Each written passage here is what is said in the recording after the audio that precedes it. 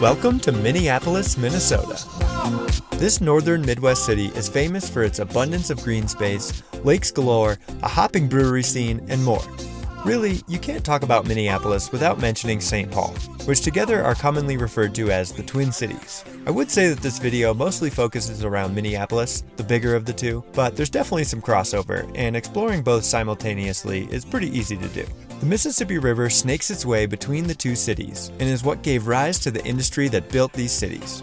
It's pretty crazy to realize that you can take a boat from here all the way down to New Orleans and into the oceans beyond. Hi, we're Jake and Emily, the two roaming souls. We're experienced travelers who make helpful guides to the world's best destinations. And this week, we're bringing you the top 10 things to do in Minneapolis. Minneapolis Chain of Lakes. What better to do in the land of 10,000 lakes than explore some gorgeous lakes? Just 15 minutes southwest of downtown, you will find the Minneapolis Chain of Lakes Regional Park. This string of connected lakes form one giant park that's popular for walking, biking, boating, kayaking, swimming, and more. The four biggest lakes are Cedar Lake, Lake of the Isles, Bade-Makaska, and Lake Harriet. Within this area, there are nearly 15 miles of scenic walking and biking trails. We rented bikes at the north end of Lake Harriet with Wheels and Fun, and enjoyed a half day riding all around these lakes. The scenery is constantly changing, from city skyline views to gorgeous mansions, and enough beautiful nature that it's easy to forget you are still in a city. One thing that jammed us up a little is that most of the bike paths are one way, so you can't exactly choose your own route, but it is nice to not worry about any oncoming traffic. And there are various parks, playgrounds, and beaches around the lakes to enjoy. Generally, the best beaches for swimming are on Bade-Makaska, Lake Harriet, and Cedar Lake. And Lake Harriet has some free summer concerts at its lakefront amphitheater, and food at a popular restaurant, Bread and Pickle. Brewery hopping. The Twin Cities have a booming craft beer scene. I think they could compete for the best beer city in the nation. We had a blast bouncing around to tons of different breweries and finding our favorites. And something we love is when there are tight clusters of breweries, so you can safely brewery hop all on foot without a designated driver or paying for rides all over. The two best clusters of breweries are the North Loop neighborhood and the Arts District. But as a quick note, my gut tells me I wouldn't want to be walking around either of these neighborhoods after dark, especially alone. In the North Loop, just on the edge of downtown, you can find Fulton Beer Company, Inbound, Bricksworth, and Modest, our favorites of which were Inbound and Fulton. And the Arts District, near Logan Park, is an industrial area about 15 minutes north of downtown. In this spot, you can visit Bajas, Padregs, Head Flyer, and Indeed. Again, it's hard to pick a favorite here. The beer at Indeed and Head Flyer were our favorites, but the atmosphere at Indeed and Bajas are just awesome. Bajas is like a transformed industrial hangar that is a lively spot, even on a weekday, and Indeed's outdoor patio just nails the ambiance. There's also distilleries and cideries in the vicinity if that's your style. One interesting one we checked out was Booch Fermentory. They serve boozy kombuchas that come in a variety of unique flavors that blend sweet with tart and other floral notes. And there's plenty of other breweries outside of these areas too. A couple notable ones to add to your list are Prize Brewing Company and Surly Brewing Co. Or another cool option to consider for brewery hopping is the Pub Pass. It's a $25 beer passport that gets you one free beer at dozens of breweries in the Twin Cities. We haven't done it here, but we had a blast using our Pub Passes when we lived in Denver. Stone Arch Bridge. The Stone Arch Bridge has been an iconic landmark of Minneapolis since 1883. Formerly a vital railroad bridge spanning the Mississippi, it's the second oldest bridge across the river. Today, it serves as one of the best pedestrian connections across the river. Since there are no vehicles allowed, you can walk or bike across the bridge without worrying about cars or excessive vehicle noise. From the bridge, you get great views of the Minneapolis skyline, the old Mill District buildings, and St. Anthony's Falls. Minnehaha Falls and Park. Probably the most picturesque natural feature near the Twin Cities is Minnehaha Falls. This free-falling torrent plunges 53 feet over the edge into the limestone basin below. It's located within Minnehaha Park, which has 170 acres of beautiful nature trails, biking paths, picnic areas, disc golf, and more. And the Sea Salt restaurant is open seasonally and is known for delicious seafood and craft beers. The scenery at the park changes with the seasons, each bringing a new experience. Springtime brings greenery back to the park and also the strongest flow in the waterfall. The greenery peaks in the summer, and hot temperatures lure visitors to cool off by the river and in the wading pool. Autumn brings an explosion of fall colors, and winter temperatures can freeze the waterfall into a dramatic display of icicles.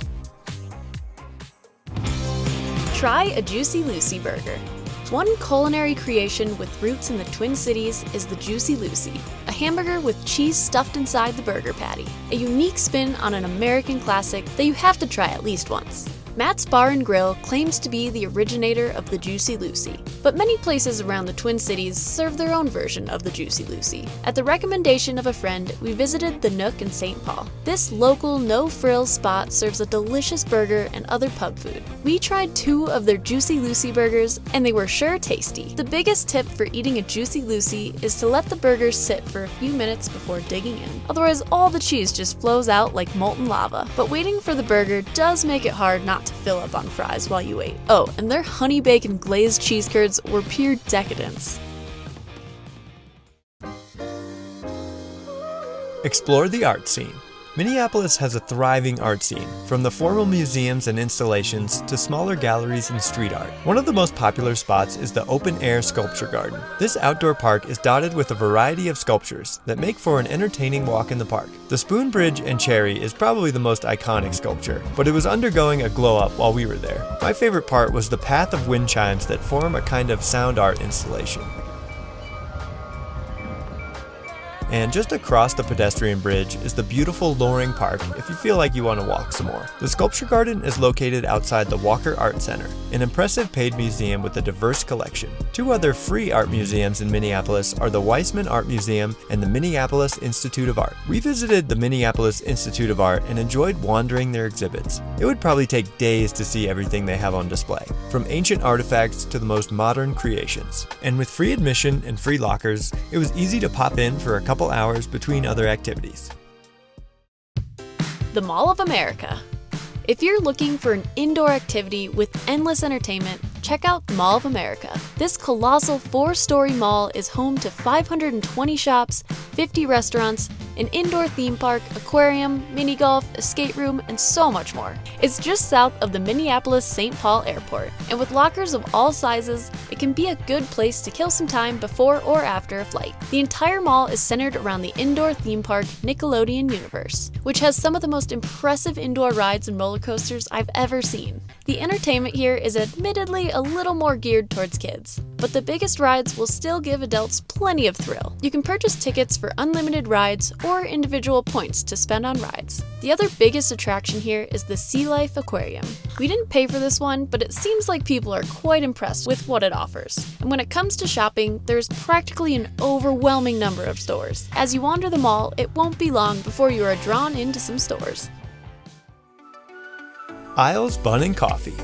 This no-frills bakery just pumps out absolutely dynamite baked goods. They're especially known for their cinnamon buns, with layers of sugary cinnamon on fluffy dough and just piled high with frosting. And other popular choices are the caramel pecan bun and the so-called puppy dog tail. And the coffee was delicious as well. Oh, and don't worry too much if there's a line out the door. It really only fits like 3 people inside the door. And the menu is pretty simple, so things move quickly. Most of the baked goods are served to you before you even finish paying, and then you can enjoy them inside or outside on their sidewalk patio. And this spot is close to the chain of lakes, so a walk or bike around the lakes is a good way to burn off some of these indulgent calories. Minneapolis Queen Boat Tour. This scenic boat ride takes you up and down the Mississippi River on a historic paddle boat. Cruises offer intermittent narration about Twin Cities history, geology, and wildlife. They have a bar and small snacks available on board. Tours depart from Bohemian Flats Park, and the first leg takes you downstream. You're quickly enveloped by the limestone canyon walls and dense tree canopy on either side. If it wasn't for the bridges, you might completely forget that you're in a city. And the second leg of the trip takes you upstream into downtown Minneapolis and the historic Mill District. It's really interesting to travel through the St. Anthony's Lock and Dam, one of the many of its kind on the Mississippi. These mechanisms allow vessels of all sizes to travel up and down the Mississippi River, and the accompanying dams provided the hydroelectric power which helped give rise to industry in cities like Minneapolis. Foshay Tower and Observation Deck. For an epic view of the city, head to the iconic Foshay Tower in downtown Minneapolis. Built in 1929 and inspired by the Washington Monument, it was once the tallest building in the Midwest and remains a historic landmark now home to the W Minneapolis Hotel. One of the coolest things to do here is visit the open-air observation deck, which offers panoramic views of the city skyline. Unfortunately, it was under restoration during our last visit, but there's still plenty to enjoy inside. Grab a drink at the vintage-inspired Prohibition Bar on the 27th floor, cozy up at the Living Room Lounge, or grab a juicy steak from Manny's Steakhouse. Head over to our blog for more details about Minneapolis, plus helpful maps, where to stay, tips, and more. Thanks for coming along on another Two Roaming Souls adventure. Give us a like if you enjoyed this video, and hit the subscribe button to never miss a unique place to visit. Catch you on the next one.